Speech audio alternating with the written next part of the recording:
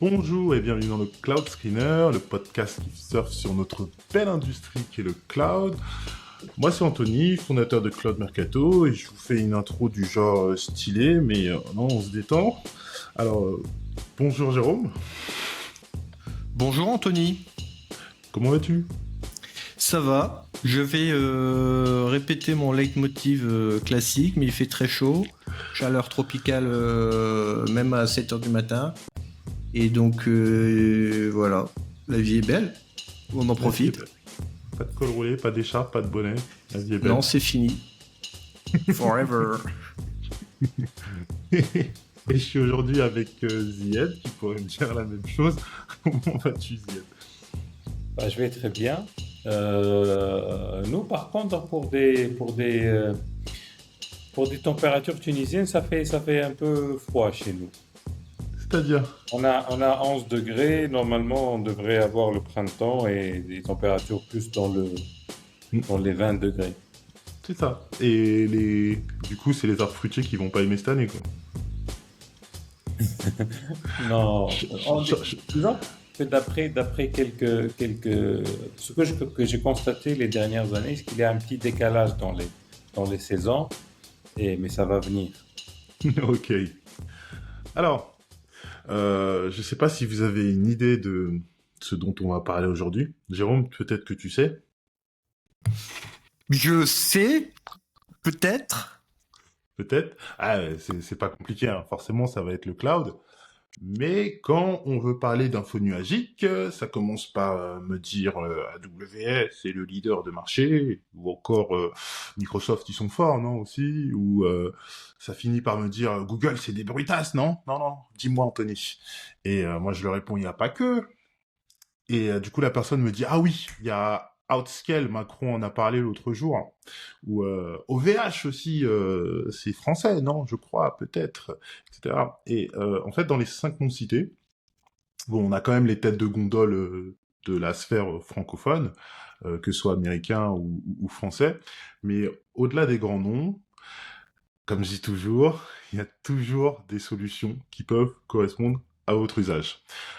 Comme d'hab, personne n'a besoin de 300 services, et ce que les gens cherchent généralement, c'est le prix, la performance, la situation géographique et la conformité.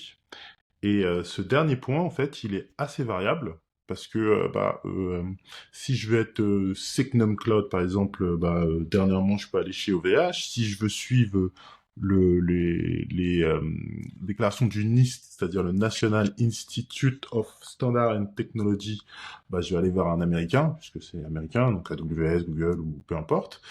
Et si je veux suivre la législation tunisienne, ah bah là, il y a beaucoup moins d'idées dans la tête des gens, et c'est pour ça que moi, je vous propose Safosi. Alors, Safosi, c'est un cloud tunisien qui vous propose une footprint internationale en France, en UK, en Espagne, en United States, en Netherlands et plus encore. Ils ont du public, ils ont du private cloud, ils ont même du pass pour un accès rapide aux développeurs. Et bien sûr, vous l'avez deviné, j'ai invité aujourd'hui Zied pour découvrir cette plateforme dont il est l'auteur. Donc, rebonjour Zied. Et avant de parler de Safosi, est-ce que tu peux te présenter à nous? Bonjour, alors moi c'est Zied Ouled Ali, je suis un entrepreneur dans le cloud principalement et j'ai plutôt un background d'ingénieur en économie. J'ai passé plus de 10 ans en Allemagne pour retourner en Tunisie en 2011 et me lancer dans l'entrepreneuriat IT. J'ai fait quelques projets. J'étais aussi, parmi d'autres, l'initiateur de l'association tunisienne Startups. Nous avons travaillé sur le changement de le cadre légal pour promouvoir la scène startup en Tunisie. Je me suis concentré après plus sur le cloud. Maintenant, Safosi, elle existe depuis 2012. C'est une société qui s'est construite elle-même. On n'a pas d'investisseurs. On travaille uniquement avec le marché. On fait notre croissance organiquement. on se spécialise dans le cloud d'une manière technique et business. Donc, on a la branche, disons, l'activité principale, c'est de fournir des services cloud, IaaS et PaaS à partir de data centers tunisiens. Donc, on exploite 2 data centers et aussi on a des footprints à l'international. Euh, Vu l'expérience qu'on a eue, on offre aussi des connaissances de Cloudonomics. Donc, euh, on démontre économiquement que le cloud, il est plus intéressant que d'autres offres. Et si on explique pourquoi, si on compare les prix cloud et les prix normaux, on trouve que le cloud, il est plus cher. Mais on démontre facilement aussi euh, que le cloud, à long terme ou à moyen terme, si on prend en considération tous les aspects ou les facteurs, on voit clairement que le cloud, il est moins cher. Donc, après, ce qu'on a fait, nous faisons maintenant, nous nous concentrons sur le marché local, et régional et africain d'une manière plus large. Et maintenant, on aide aussi des sociétés à se lancer dans le cloud ou exploiter le cloud pour créer des revenus ou, voilà, ou pour optimiser leurs coûts ou leurs dépenses IT, quoi. Et juste par rapport au sujet Amazon, Google et tout ça, moi je compare l'industrie du cloud et l'hébergement d'une manière générale.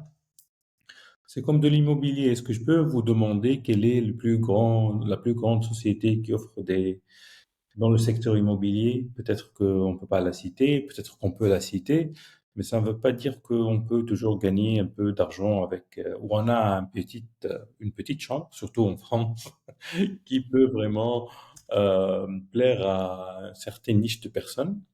Et ces personnes-là, ils sont prêts à payer de l'argent pour avoir cet appartement-là. Et voilà, donc le cloud et l'hébergement, moi je le compare toujours à l'immobilier parce qu'on aura toujours besoin de serveurs, d'espace pour mettre un petit site ou pour mettre quelque chose de très complexe. Et c'est comme l'immobilier, on a toujours besoin d'un appartement pour habiter, pour mettre sa société, pour un cabinet, pour un médecin, Mm. pour relaxer, on ne sait pas. Donc,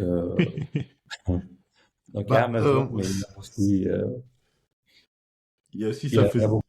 ouais, il y a plusieurs sociétés comme Safosi, et ils ont aussi leurs avantages compétitifs. Voilà.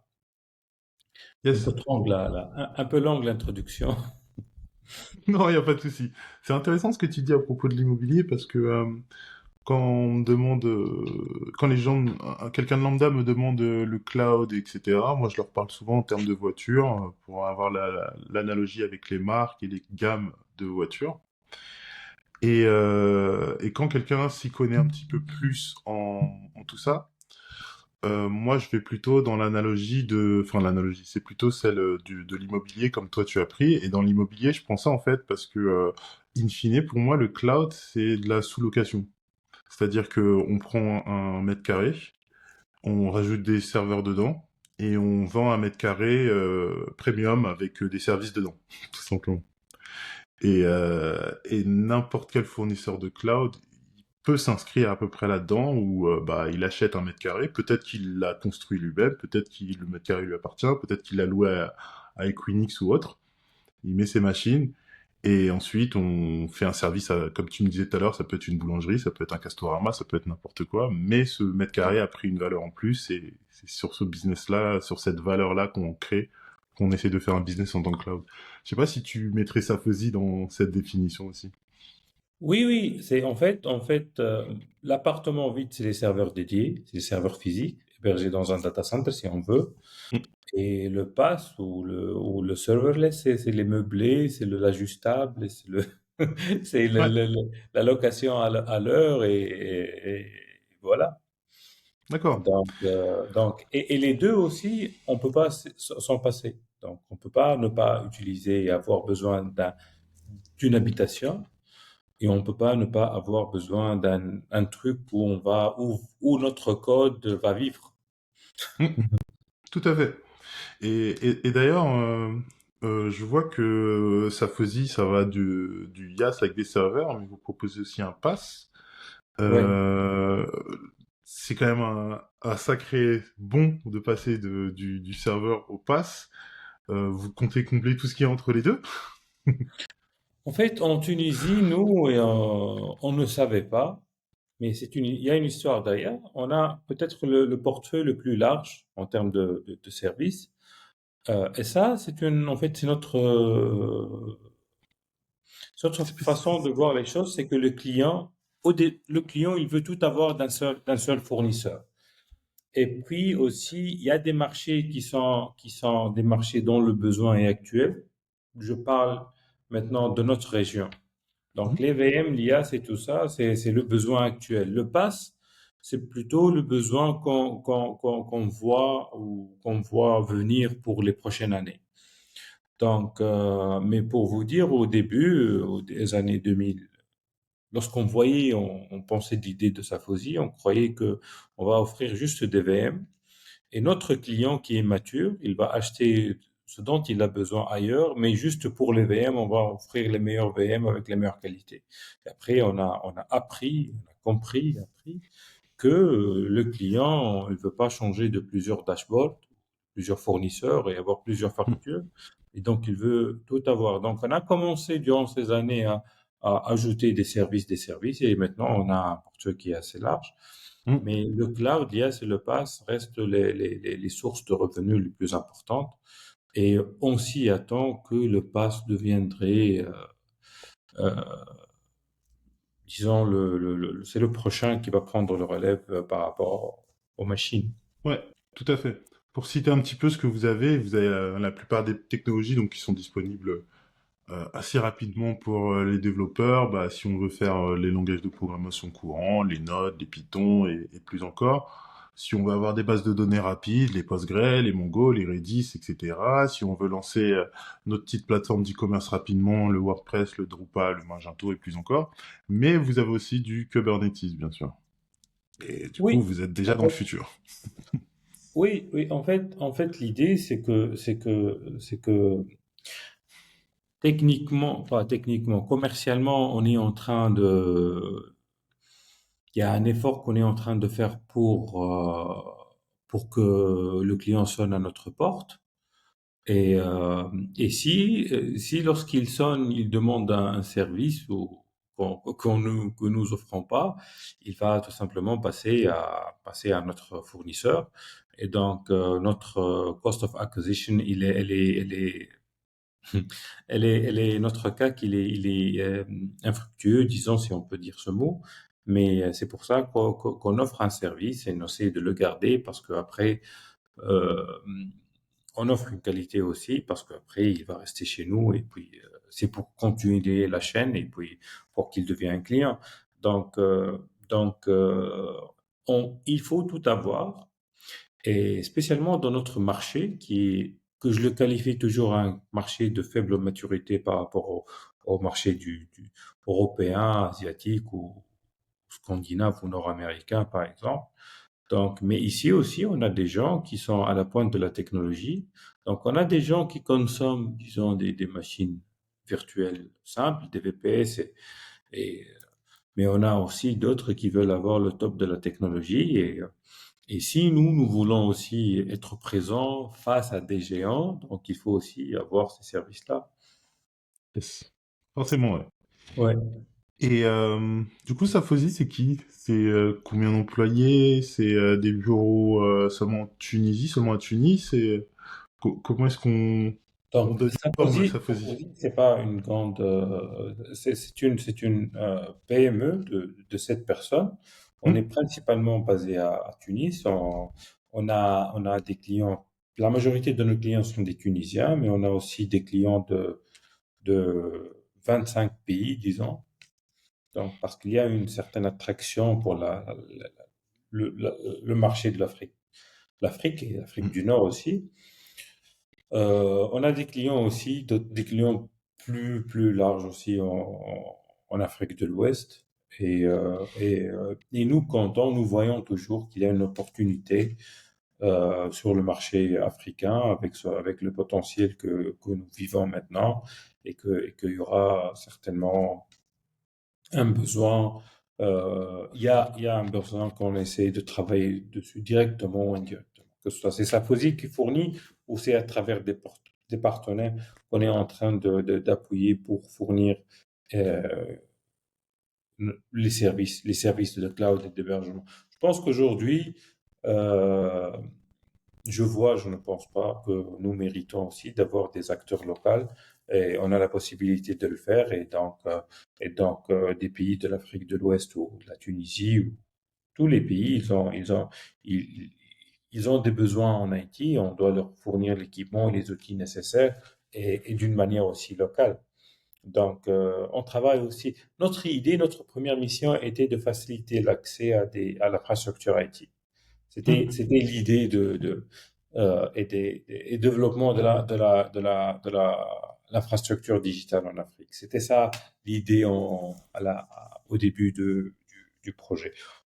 Je suis pas en train de dire qu'on est en train de faire de la charité. On veut aussi gagner de l'argent, mais oui, mais aussi on veut gagner et faire gagner de l'argent localement.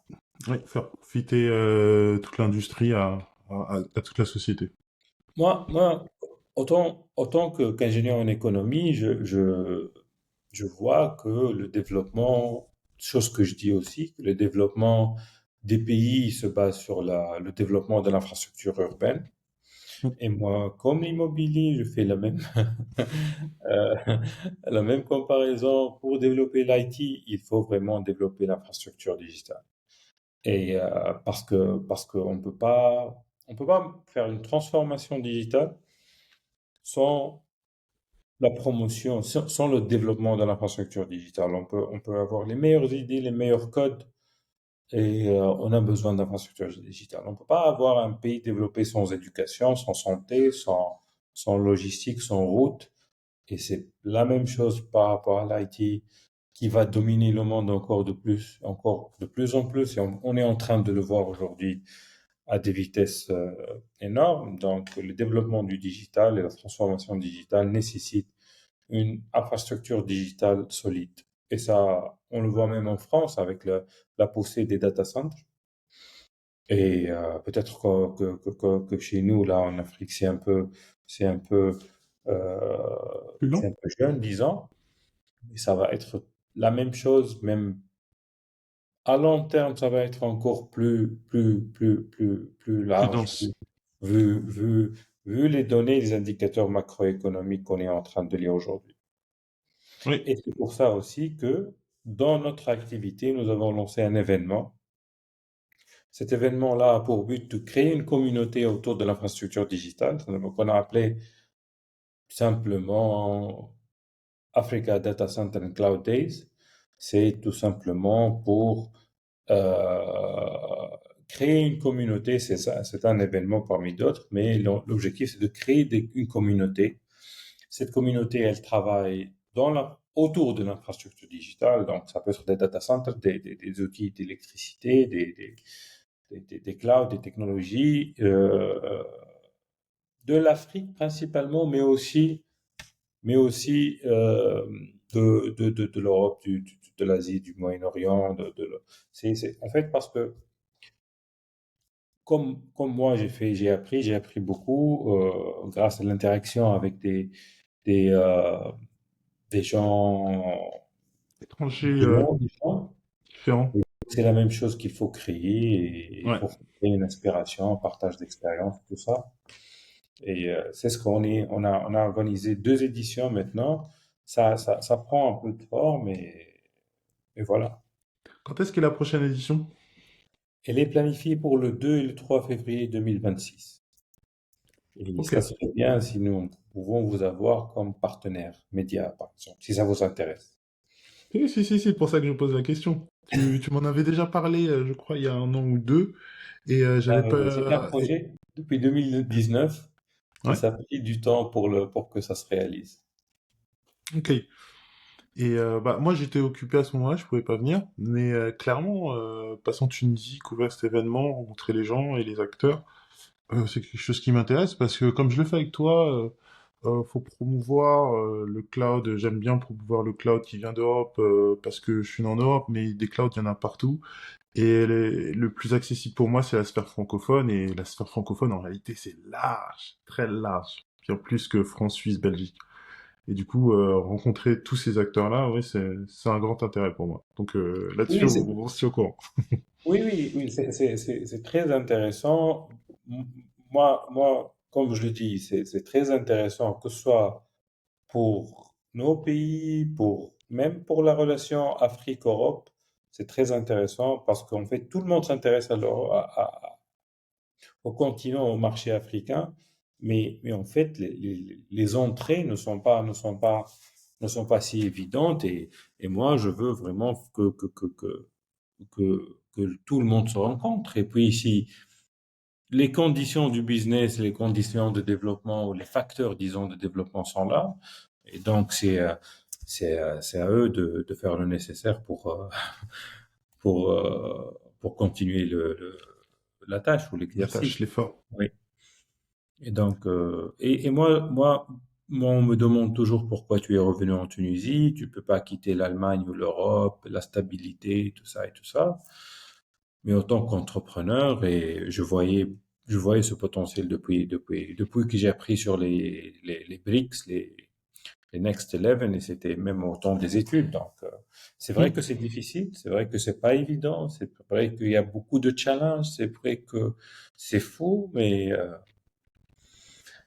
c'est la vie, mais c'est passionnant, c'est aussi, c'est tout. Mais à vrai dire, de ce que je sais et de ce qu'on m'a dit plutôt, vous avez une très belle population d'ingénieurs dans les pays du Maghreb.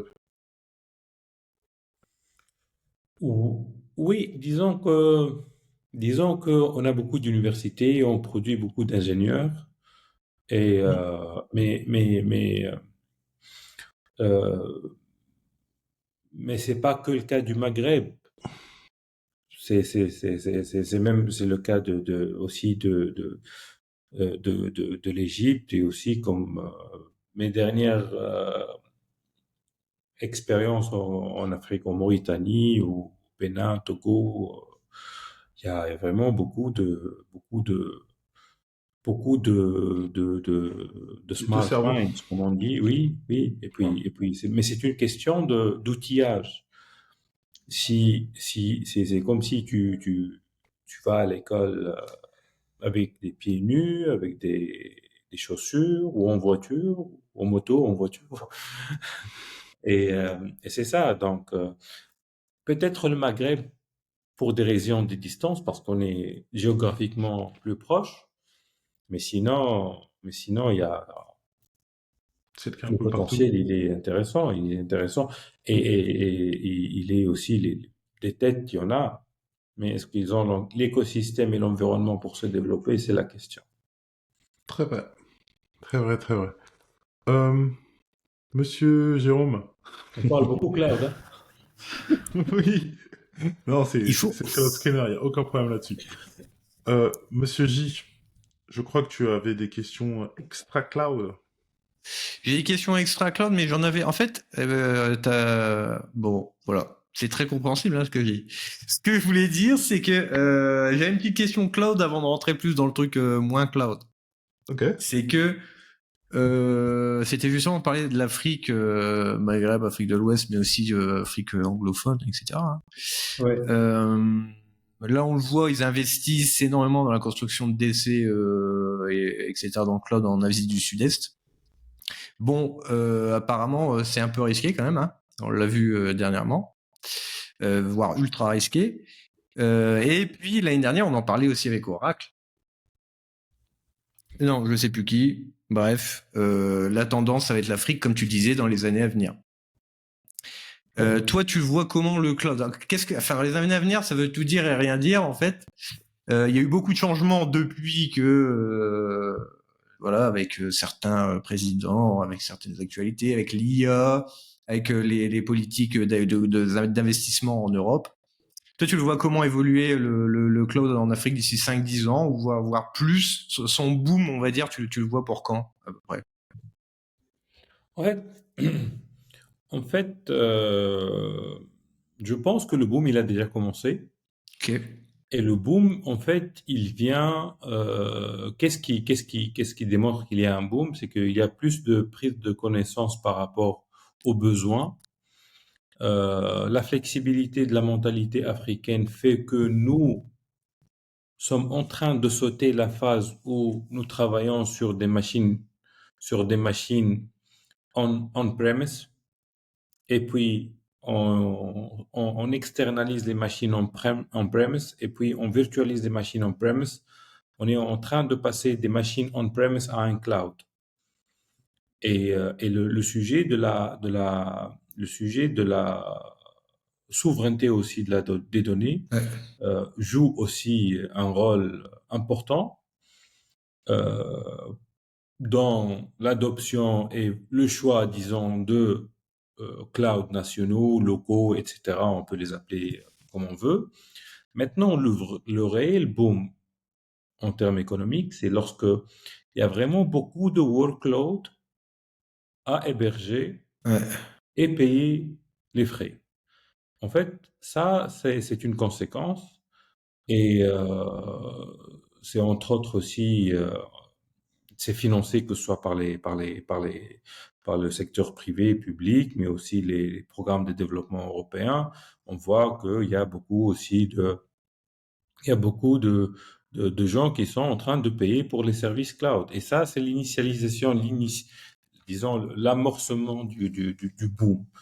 Et chose que lorsque moi j'ai commencé en 2012, même si en Tunisie on se croit un peu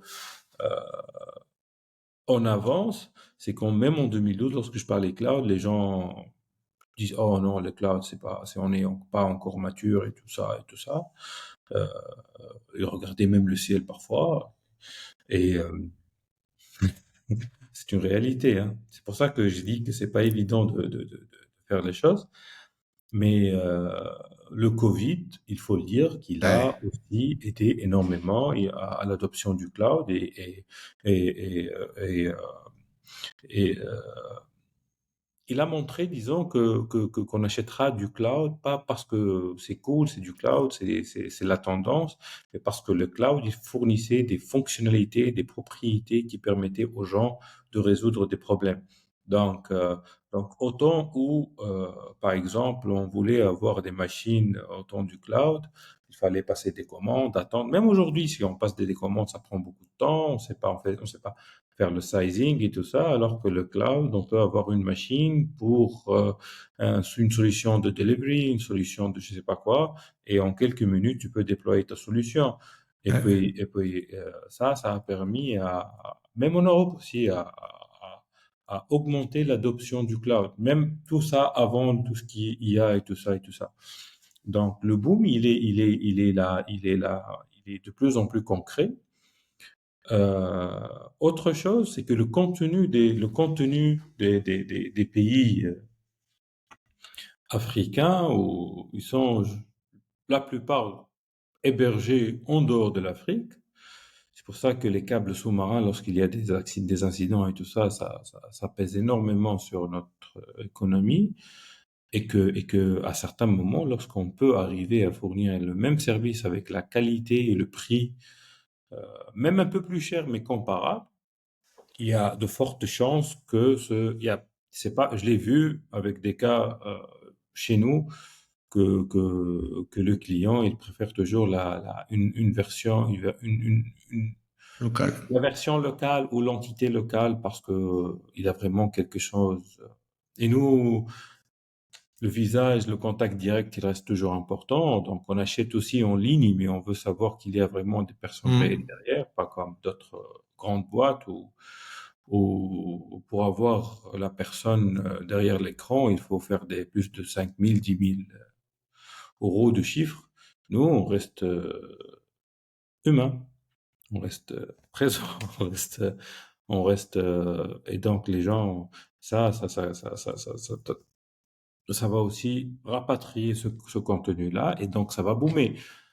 Macroéconomiquement, une fois que ce contenu est rapatrié, il y aura un besoin en expertise, il y a beaucoup d'ingénieurs qui vont travailler, il y a des choses qui vont se développer, euh, il y aura moins de besoin de partir en Europe pour avoir un bon job et c'est très important. Et Ouais. Alors, tout à l'heure, tu parlais d'un truc. Je rebondis rapidos, mais je trouve ça intéressant ce que tu disais, c'est que tu avais le choix entre l'Allemagne. D'ailleurs, j'ai vu que vous êtes tous de Karlsruhe. Enfin, il y a beaucoup de monde dans ton équipe, j'ai l'impression, qui vient là-bas. C'est peut-être une. j'y étais la semaine dernière. D'accord. Ok. J'étais à Cloudfest et j'étais à Strasbourg, et j'étais à... Ok. Ouais. Ok, ok. Et On donc, est tu toujours disais. proche de l'Europe, hein. Ouais, C'est là où ouais. on a passé les années les plus importantes. Là, on a appris beaucoup de choses et voilà. Voilà, donc tu avais le choix entre guillemets, parce que c'est pas toujours comme ça, mais entre le confort européen ou un BRICS, enfin un pays Un pays en émergent. voilà, un pays émergent. Moi, j'y suis aussi dans un pays émergent, je vis là. J'ai un background aussi donc d'européen.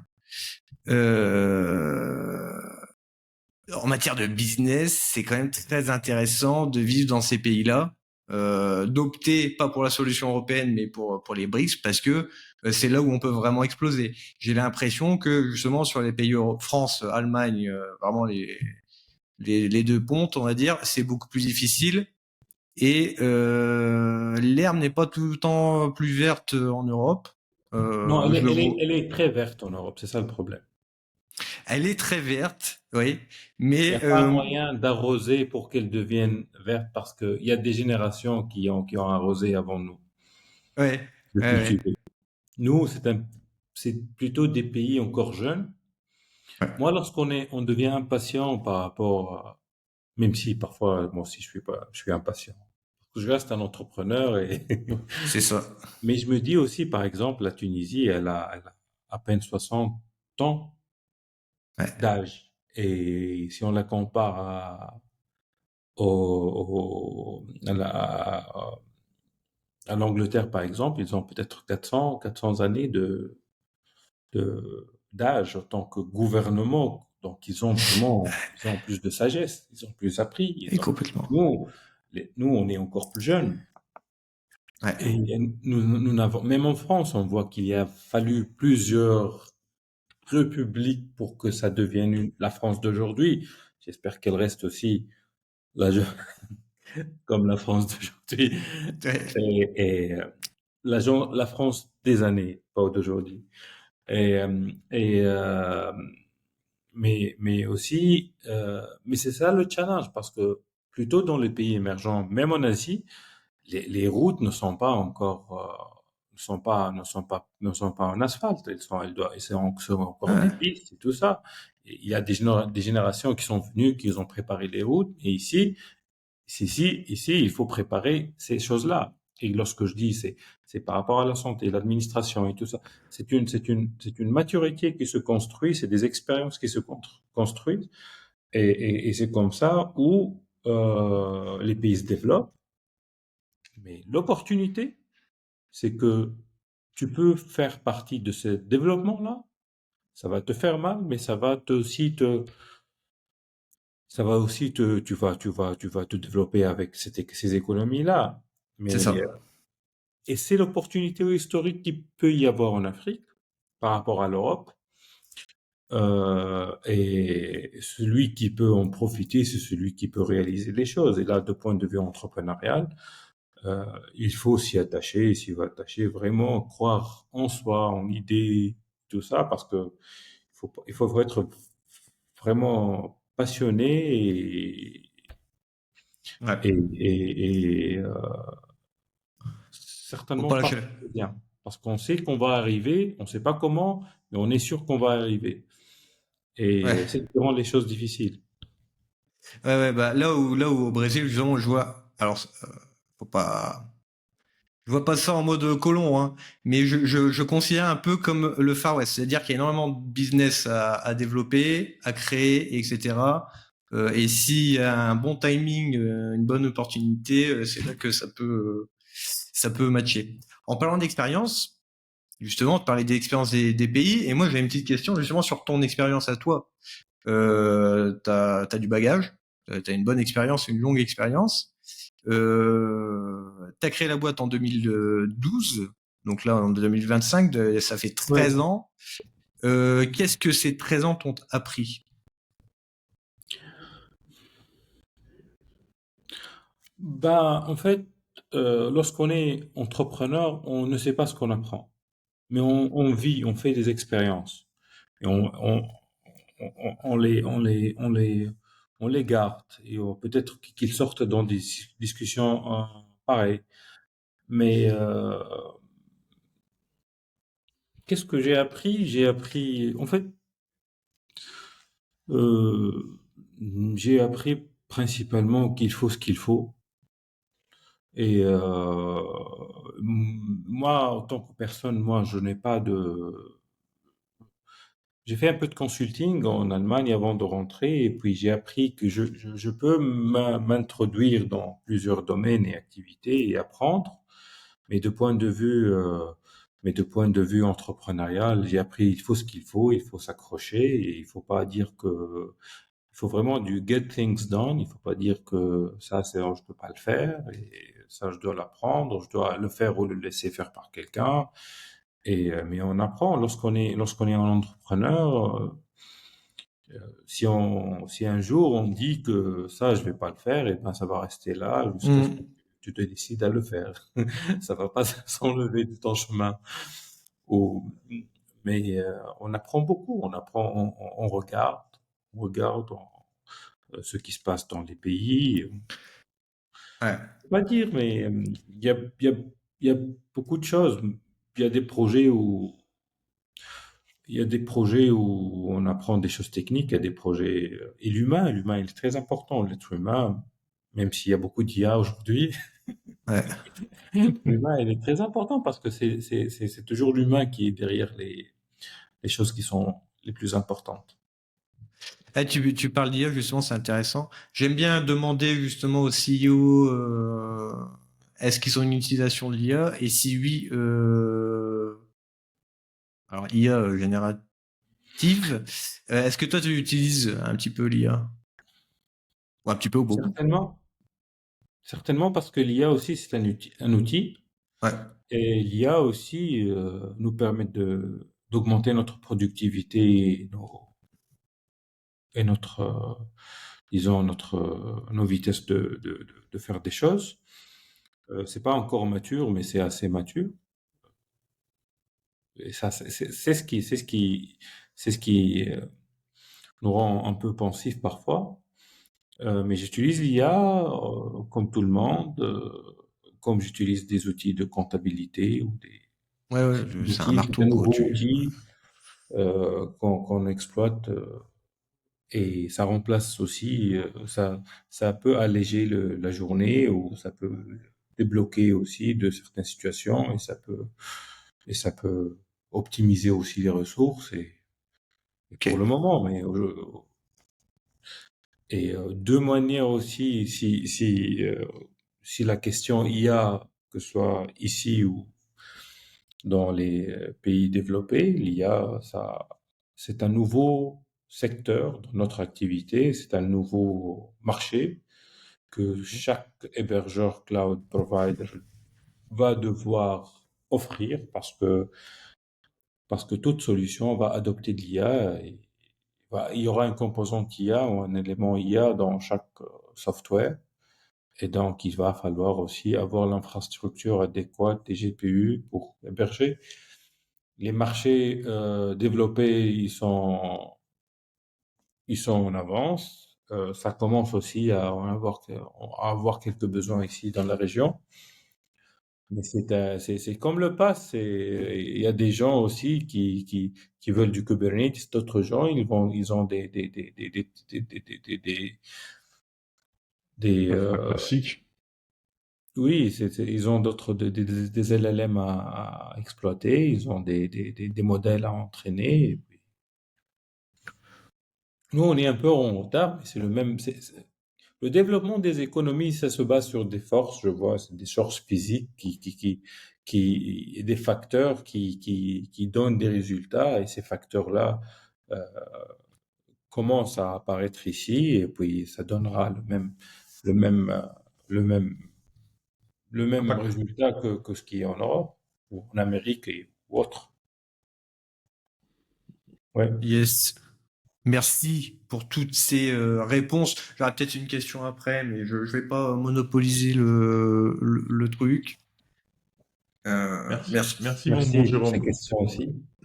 Merci mon bon Jérôme, vous êtes bien urbain.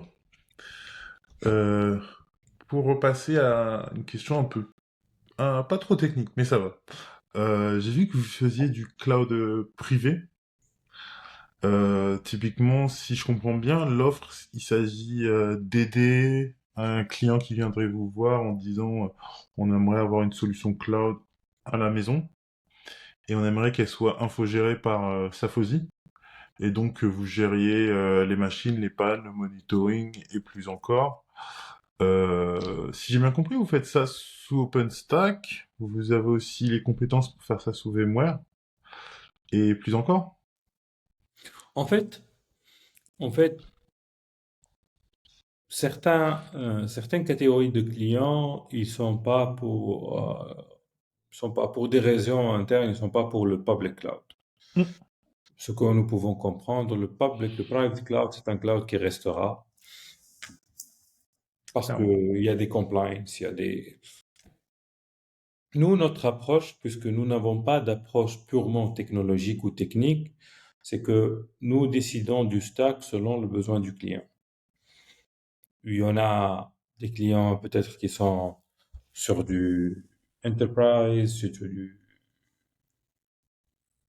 des solutions efficientes, donc où il y a des workloads critiques, Hmm, donc on choisit une certaine technologie. Il y a ceux qui ont des besoins disons, d'optimisation de coûts, donc on choisit d'autres technologies. Et il y a des high performance computing, on choisit des technologies. Donc c'est comme ça. Nous, en fait, la technologie, elle reste toujours un outil qui dépendra des objectifs du client, parce que il faut pas oublier que ces clients-là, ils se présentent pour des raisons plutôt, il a un problème, il cherche une solution, et, euh, et, euh, et il faut vraiment trouver la solution adéquate pour résoudre ces problèmes-là. hmm. Et, euh, et Et ça sert à rien de s'enfermer dans une techno, une exact. vision de la chose, ouais. Et ce qui est important aussi pour le marché, c'est que plus on a des clients qui sont satisfaits, plus le marché peut évoluer et se C'est développer vrai. rapidement. C'est vrai. Peu importe la techno, peu importe la manière de faire, oui, un client satisfait, ça va développer l'écosystème quoi qu'il arrive. Oui. Ça y a aucun Oui, doute là-dessus. oui, oui. Un client satisfait, ça se propage, moins qu'un client qui n'est pas satisfait. Mais ça se propage aussi, et puis il y a des recommandations, lorsque certains clients disent que nous n'avons une solution qui nous a aidé à résoudre un problème, euh,